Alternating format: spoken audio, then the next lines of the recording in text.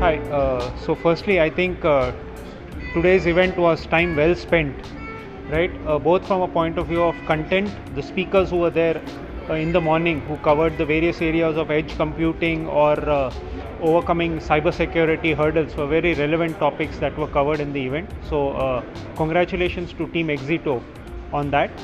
Secondly, with respect to the showcase or the partners who were selected, as part of this particular event, there was a lot to learn, and it covered an eclectic mix of OEE providers to digital signage providers to process automation providers. So it was time well spent, and I think one key takeaway from today's session was that there is a lot still that is there to learn and evolve in the area of IT, OT, and cyber security. And it's events like this that actually help us in our journey by being able to network with our peers and also meet with cutting edge industry veterans and partners to provide us with information and approaches. Thank you. Is 11 allowed?